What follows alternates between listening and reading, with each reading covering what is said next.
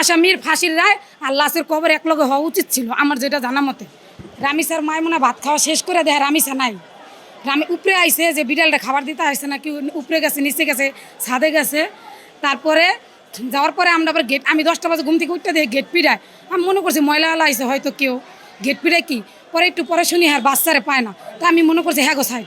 তা আমি আপনার বাচ্চারা যত পান না দেন, বাচ্চা ভিতরে গিয়ে দরজা লক করে দিস। পরে উনি না হ্যার সাইডে না অন্য সাইডে। তারপর রান্নাবান্না কোটা বন্ধ করে আমরা সবাই গেটের কাছে দাঁড়াইছি।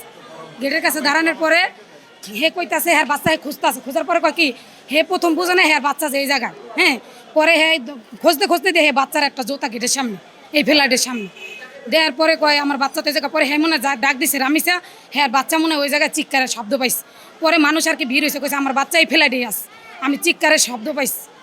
এই কথা কওয়ার পরে আমরা তো মহিলা মানুষ, মনে করেন কেউ কয় গেট ভাঙ, কেউ কয় গেটটা এই খুল বোন তুই খুল, কে আসোস। আমরা মনে করছি 12টা 13 জনই আছে, আমরা তো জানি না ওরা স্বামী স্ত্রী। 3টা 12টা যদি থাকে একটা বাচ্চা, এটা আমরা মানে ভাবতে পারি না যে 3টা 12টা সবাই স্বামী স্ত্রী। তুই একটা বাচ্চা নিয়ে আর কি করবো। হ্যাঁ তো আমরা তো জানি না যে ওরা স্বামী স্ত্রী সবাই দেশে চলে গেছে। পরে কেউ কয় না, কেউ মনে করেন খন্তা কুড়াল মনে হয় এই জায়গার থেকে নিচে গ্যারেজ থেকে। পরে নেওয়ার পরে এরপর ওর আব্বা আইসে, রামিসার আব্বা কোন জায়গায় আইসে করতে পারি না। আসার পরে গেট খুলছে, গেট খোলার পরে গেট ভাঙছে, ভাঙার পরে আসামি খুঁজছে, আসামিরে পায় না, জানলার ফাঁকতে গেছে আর মহিলারে পাইছে, আসামির স্ত্রীরে পাইছে। পাওয়ার পর যে জনগণ আছে কটা দিছে, আর যার বাচ্চা হয়তো বাচ্চা খুঁজছে, বাচ্চা পায় না দেখে মানে টয়লেটে রক্ত। তো আমরা দরজার ফাঁক দিয়েই দেখছি, দরজার যখন ইটা ভাঙ্গে লাইছি লকটা, তখনই দেখছি বাথরুমে রক্ত। তখন আমরা আসামিরেও দেখছি রুমের ভিতরে। হ্যাঁ তখন পালাইতে পারে নাই, কিন্তু অবধি যে অবধি ও না পালাইছে এই পর্যন্ত ওর বউ আর ওর দরজা খুলে নাই। ওর বউর কারণেই ও পালাইতে পারছে, নাহলে আমরা ওরা পাইতাম। পরে আমরা সবাই রুম বাইরে ঢুকছি, ঢোকার পর ওরা সবাই ধরছে, ধরার পর ওরা সবাই মারছে, মহিলারা কিছু মার দৌড় দিছে। আর রামিসার আব্বু মানে রামিসারে খুঁজতেছে। খোঁজার পরে রামিসারে পায় না, টয়লেটে না পায়, খাট পাকু ঘরে শুধু খাটেই আছে, আর কিছু নাই। খাটের নিচে ওর বাপে দেখছে, দেখার পর ওর বাপ ওই জায়গায় অজ্ঞান হয়ে গেছে। আমরা কয়েকজনে ধরে আর বাপের রুমে দিয়েছি, বেহুশ হয়ে গেছে যেটা বলতে গেলে।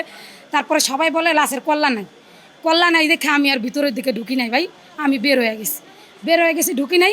এরপরে মানে মহিলারা ধরছে, এরপরে মহিলারা ধরার পর পুলিশ আইস। এখন সবাই কল্লা খুঁজতে পায় না, কল্লা কই। বিশেষ করে যে কল্লা যে জায়গায় রাখছে ওটা ছিল মহিলার মানে চাইলের ড্রাম। এটার মধ্যে আমার জানা মতে সে চাইল রাখতো, ঠিক আছে। এরপর ওটার মধ্যে আর কি ইয়া পাইছে, লাস্ট মাথাটা রাখছে আর কি, মাথাটা ওই জায়গায় পাইছে চালের ড্রামে। হ্যাঁ তারপর তো পুলিশে আইসা পড়ছে। তারপর আমরা কী করবো, আমরা তো মহিলা মানুষ, আমরা তো দরজা ভাঙতে পারি না। দরজা ভাঙার জন্য একটা কাঠের দরজা, বুঝে নেই তো, দরজা ভাঙার জন্য বেড়ারাই চেষ্টা করছে। লাস্ট পর্যন্ত মানে দরজা ভাঙার আগে ওর জামাই পালাই গেছে, পরে ওই সিটকানি খুললা দিছে আর কি। হ্যাঁ বিচার কেমন আশা করছি, আমার দরকার ছিল বিচার যেটা হইতাছে এটা আসলে কি পছন্দ না। বিচার ছিল কালকে যে লাশ আনছে, লাশ আনার আসামি কিন্তু ধরা খেয়ে গেছে 7 ঘন্টার ভিতরে। আসামির ফাঁসির রায় আর লাশের কবর এক লগে হওয়া উচিত ছিল আমার যেটা জানা মতে, ঠিক আছে। আপনি এখানে আসামি হাতে নাতে ধরছেন, এই জায়গায় কারো কোনো কিছু নাই। আসামির ফাঁসিটা কিন্তু সাথে ওর লাশের সাথে হওয়া উচিত ছিল, আমরা কিন্তু এটাই আশা করছিলাম। কিন্তু এখন মনে করেন লাশ কবর হয়ে গেছে, আজকে কালকে সবাই ভিডিও করতেছে, কী হবো আসলে এটা বলতে পারি না। কিন্তু সব কিছুর একটাই রিমান্ড দেওয়ার দরকার নাই, কোনো কিছুর 7 বছর সারা জীবনে জেলের দেওয়ার দরকার নাই।